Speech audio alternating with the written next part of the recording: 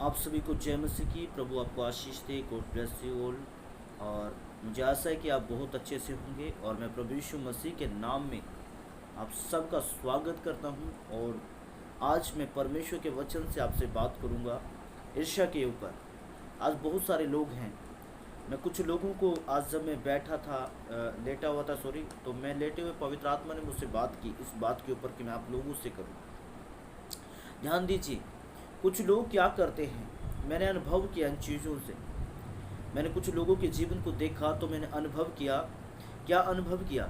कुछ लोग जो आपकी मदद करते हैं और उनके जीवन को अगर आपने देखा है और आप उनके प्रति कुछ बातों को लेकर उनके प्रति विरोध करते हैं और विरोध करने के कारण वो बंदा जिसका आप विरोध करते हैं वो बंदा आपको अच्छे से बोल रहा है, आपसे जय मसीह की कर रहा है, आपको हर बात में आपको सपोर्ट कर रहा है। सोचिए, जो बंदा हम जिसके प्रति ईर्ष्या करते हैं वो हमें खाने के लिए भी दे रहा है, पानी भी पिला रहा है, वो हमसे अच्छे से बोल रहा है और हम उससे ईर्ष्या कर रहे हैं। तो मैं आपको बताना चाहता हूँ, तो आप धर्मी नहीं हो सकते, क्योंकि ये बाइबल का नियम नहीं है। परमेश्वर ऐसे लोगों को धर्मी नहीं ठहराएगा।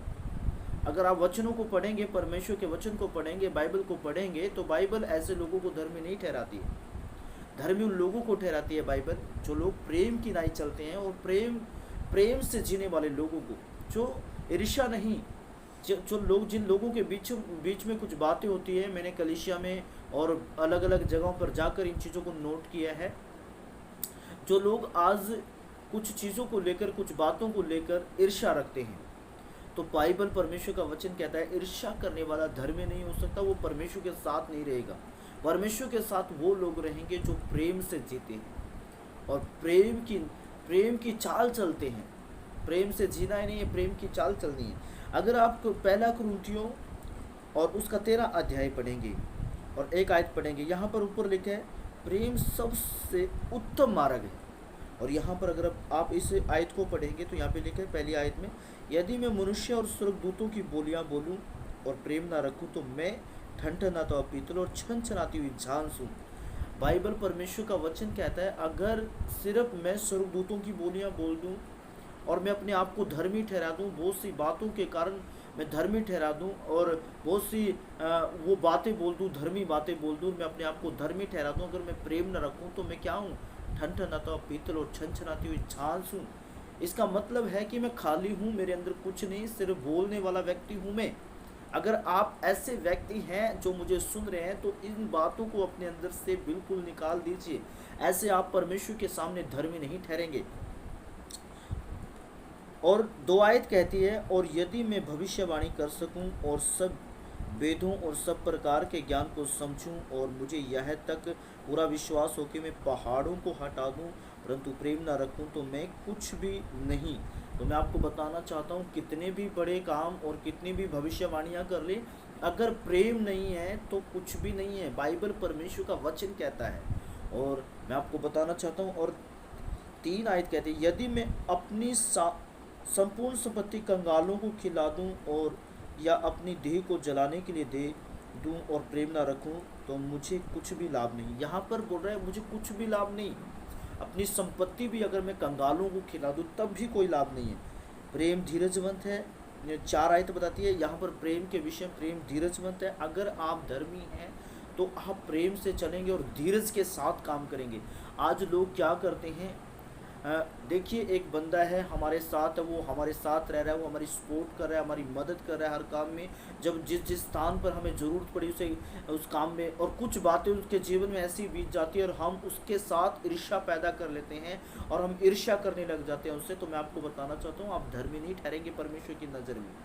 परमेश्वर अपने वचन को आपके सामने खड़ा कर देगा। और लोग बोलते हैं कि मैं तो बहुत बड़ा धर्मी हूँ जी।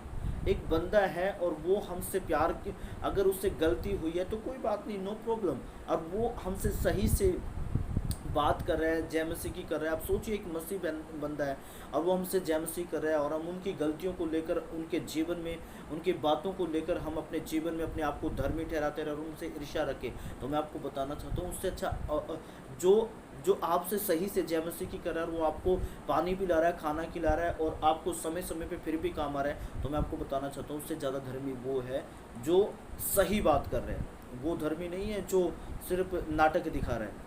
वो बोल रहा है मैं तो भाई धर्मी हूँ, मैं इससे बात नहीं करूँगा, वो नहीं करूँगा। ऐसे लोग परमेश्वर के सामने धर्मी नहीं ठहरेंगे। वो अपने आप को बेशक खुद धर्मी कहते हैं, परमेश्वर का वचन कहता है ये, मैं नहीं। हालेलुया। तो चौथी आयत में लिखा है प्रेम क्या है? धीरजवंत है। हमें धीरज के साथ प्रेम में बने रहना है। और प्रेम कृपालु है, डहा नहीं रखता, प्रेम अपनी बड़ाई नहीं करता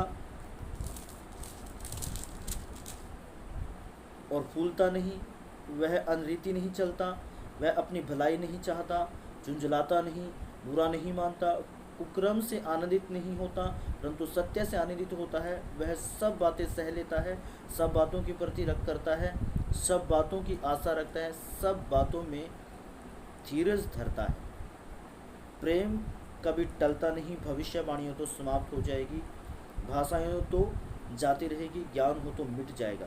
देखिए परमेश्वर का वचन कहता है भविष्यवाणियों के विषय में भी और ज्ञान के विषय में भी सबसे उत्तम परमेश्वर ने प्रेम के विषय में कहा। और आज लोगों के अंदर ये चीज़ें नहीं पाई जाती है। बड़ा दुख होता है लोगों को जब देखते हैं। और जब पवित्र आत्मा मुझसे ये बातें कर रहा था तो मैंने सोचा कि मैं आप लोगों से शेयर करूँ ये बात। और मेरे प्रियो, जो धर्मी परमेश्वर के सामने बनना चाहता है वो अपने दुश्मन से भी प्यार करे।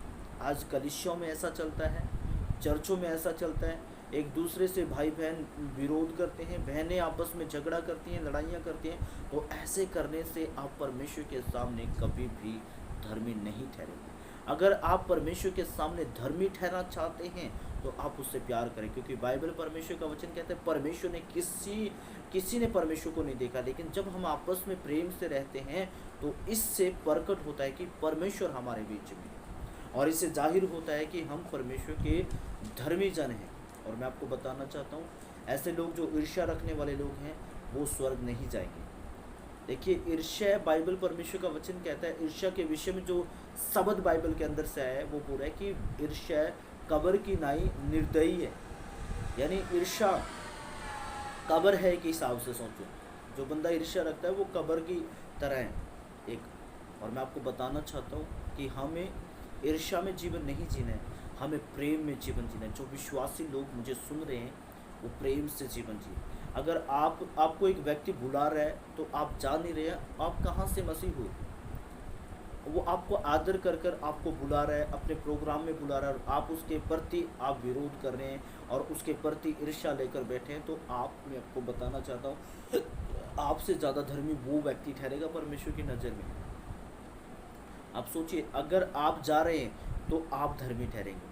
परमेश्वर का वचन मेरे प्रियो किसी के साथ, परमेश्वर का वचन धोखा नहीं करता। परमेश्वर का वचन सच्चा है और वो सच्ची बातें लोगों के बीच में पेश करता है। और इसलिए परमेश्वर का वचन बहुत कम लोगों को हजम होता है, और जिनको हजम होता है वो लोग उन्नति करते हैं, वो लोग आत्मिक बनते जाते हैं, वो लोग परमेश्वर की नज़रों में धर्मी बनते जाते हैं। तो आज का वचन ये है कि हमें प्रेम के साथ रहना है, हमें किसी के प्रति विरोध और ईर्ष्या में जीवन नहीं जीना है। हमें उस जीवन को जीना है जो परमेश्वर ने हमें बाइबल के अनुसार दिया है। वाकई में बाइबल के अनुसार जीवन है क्या?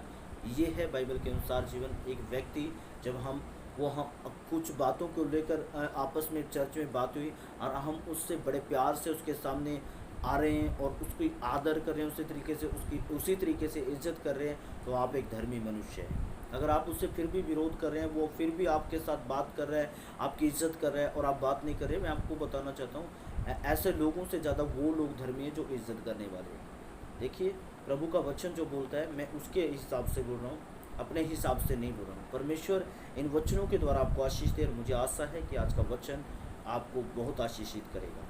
God bless you. सबको जय मसीह।